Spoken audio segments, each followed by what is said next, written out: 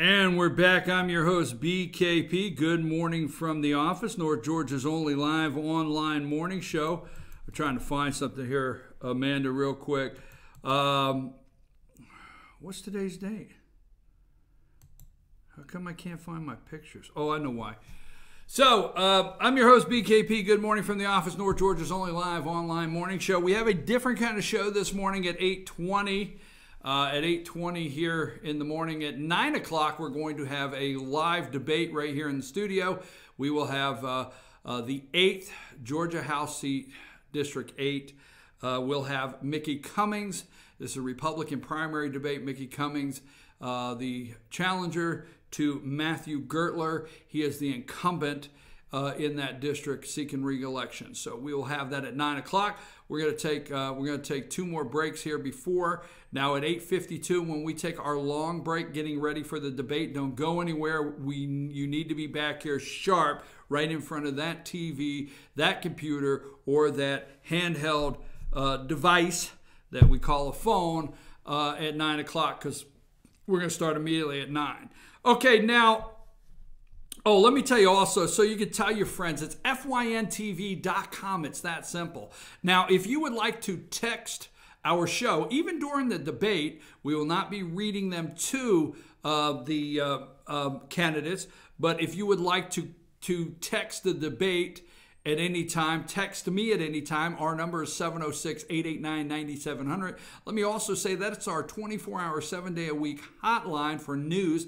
If you're anywhere within the North Georgia area and you want to send us something, you can text it at 706-889-9700. You can also email me or our company here, chief@fetchernews.com. You can follow us on Twitter at FetcherNews, at FYNTV. And also, we are live this morning. And if you like what we're doing on the show, we have a little fun, but we actually bring some real information to you out there. If you like what we do on the show, don't hesitate. Find our YouTube channel. Now, our YouTube channel, FYNTV, Fetch Your News, you will get subscribed. You will get a notification anytime we're doing a live broadcast. All right, now, oligarchy, okay? Now, we have, it looks like there's an oligarchy problem here. And let's start with Mueller, okay? Now, Mueller may have a conflict, and it leads directly to a Russian oligarch. Special counsel Robert Mueller, now this is former FBI Director McCabe and Comey, and this is our oligarch. Oligarch seems to show up everywhere. Let's just go through our oligarch list. He just seems to be everywhere, this oligarch, Russian oligarch. And, okay, now he is supposedly these tied to Paul.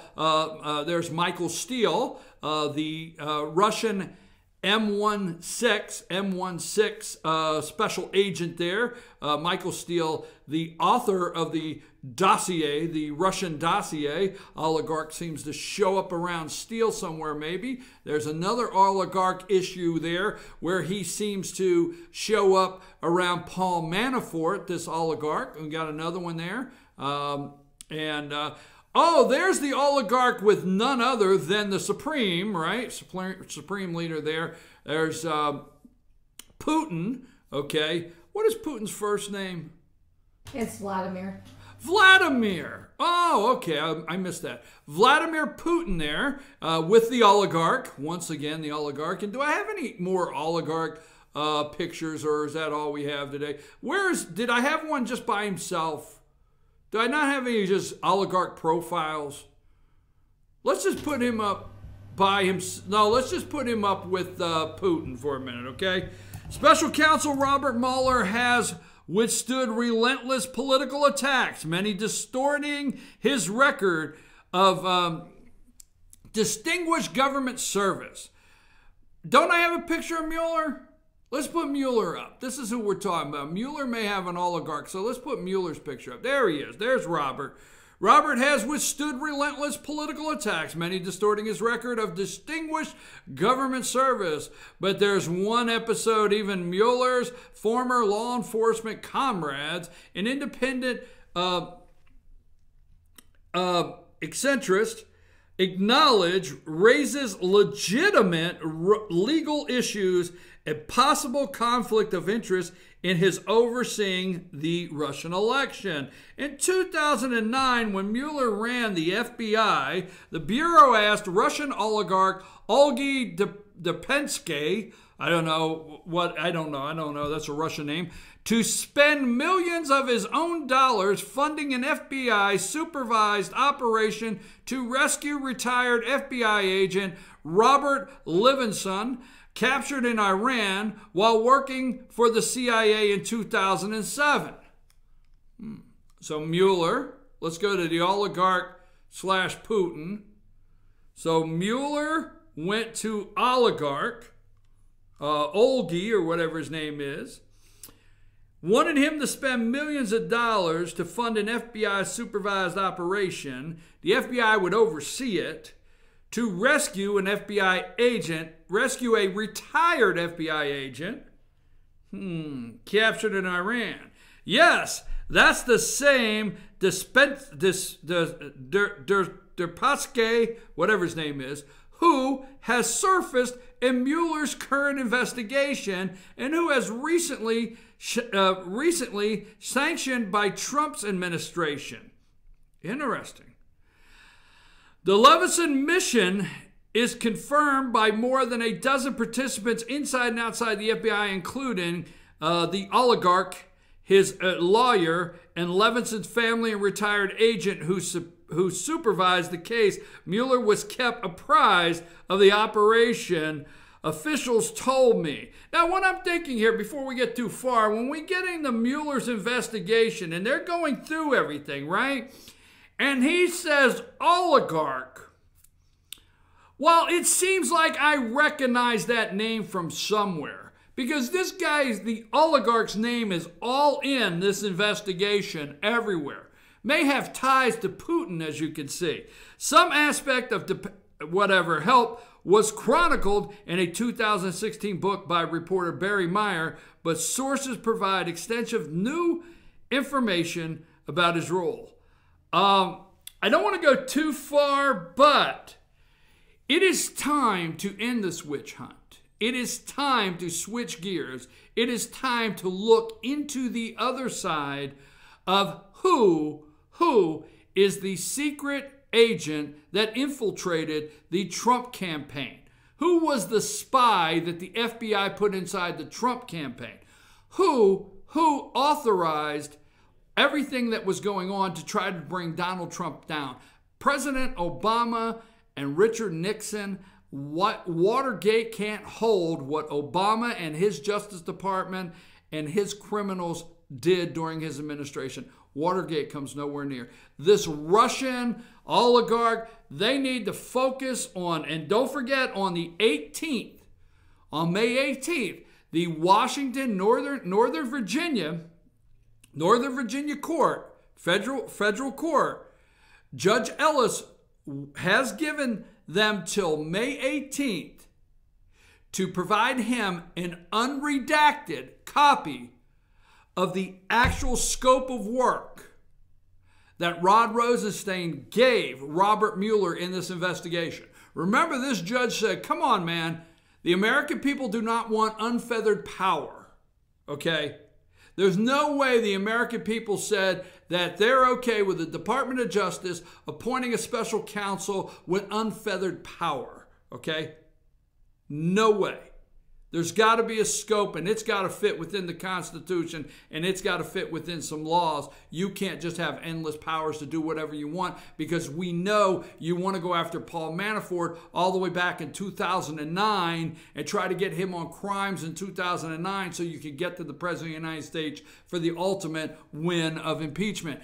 Judge Ellis said that himself. So it is the 15th. Don't think that we don't have till the 18th for the judge has told them they have to send the unredacted copy. All right, so that's our oligarch moment. Let's see what else I have here, trying to just get through the morning here before we get to, AKA CNN, AKA the Stormy Daniels Network, they're still looking for an apology for Meghan McCain's daddy. I'm serious. You know what, folks? I'm just going through some things here because I want to make sure we cover as much as we can before the 9 o'clock hour. But I turned on CNN at 5 a.m. this morning, okay? And what is on CNN at 5 a.m. this morning? They're talking about the apology that has not come from the White House low-level staffer. I forget which staffer that said something about, well, McCain's going to die anyway or whatever. You know, what are we concerned about his vote? He's dying anyway. I forget exactly what's said, but they're still focusing. CNN is still focusing on why they've not gotten, the McCain family has not received. So at 5 o'clock this morning, CNN is still focusing on why Meghan McCain's daddy, that would be John McCain, has not received an apology so she can move on and have another subject to talk about on The View and not be stuck on why her dad has been so disrespected. I'm going to tell you, I'm going to say this right now. I know this is controversial, okay? And you'll have to tune back in tomorrow to figure out a little more about me and the direction I go in. But John McCain, let's be clear, in his political service, not military, in his political service, he's been no more than a senator, folks. Okay? He has been somebody that placed his name on a ballot, okay, that the voters went and decided they would like to have as a senator. Now, why the hell they did that, I don't know. But that's it. He's a senator, okay? John Glenn was a senator, right? Was that his name, from Ohio? He was an astronaut, but he was a senator.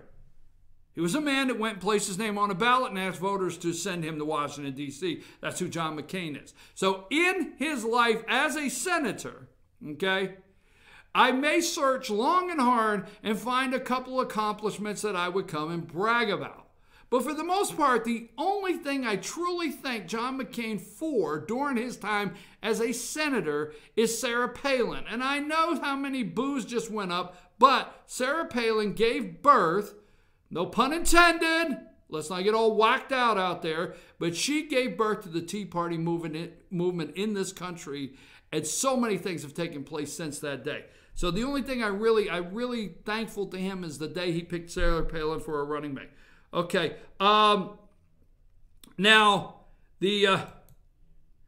so did you hear about this yesterday, Amanda? Stormy Daniels is being accused of directing an adult film where she didn't act on the porn set when an assault claim alleges an actress. Did you hear about that? Yes, I did. We'll have to talk about that. We're going to take another brief break because we got one more break and then we got one more before the 9 o'clock, and we're trying to get everything set up and we got people coming in. So we'll be right back after these messages. Maybe Stormy. You know, I think there should be a new category this year at the Adult Film Actress Awards, okay? Take us to break.